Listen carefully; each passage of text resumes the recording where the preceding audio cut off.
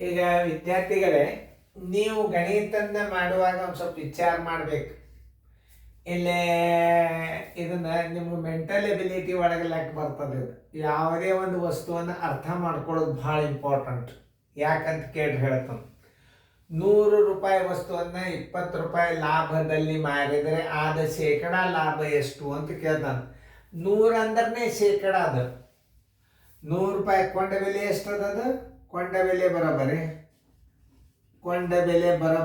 100 ಅದ ಅಂದ್ರೆ ಏನು? ಶೇಕಡ ಲಾಭ ತಕ್ಕೊಳ್ಳೋದ್ರೊಳಗೆ ಏನದ?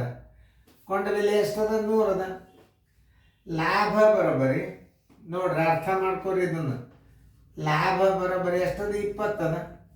ಶೇಕಡ ಬರೋಬ್ಬರಿ ಹೆಂಗಂದ್ರೆ 20% ಅಂತ ಬರೆದು ಬಿಡ್ರಿ. ಯಾಕೆ 20% ಬರಿಬೇಕು? 100 ಅದ. ಉತ್ತರ ಸಂಖ್ಯೆ ಬಿ.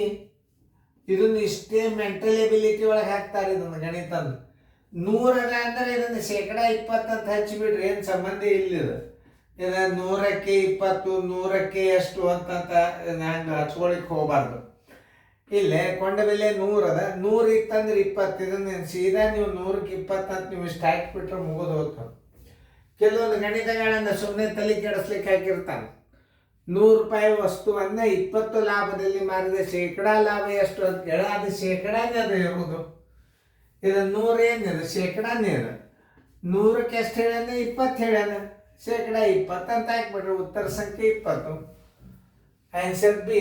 ಇಂಥ ಮಾಮೂಲಿ ಲೆಕ್ಕಗಳೇ ಹುಡುಗರು ತಪ್ತಿರ್ತಾರೆ. ನೀವು ಕೇರ್ಫುಲಿಯಾಗಿ ನೋಡ್ರಿ, ಹಾಕ್ರಿ. ಮಾದರಿ ಕೊಡ್ತದ ಮಾಡ್ರಿ.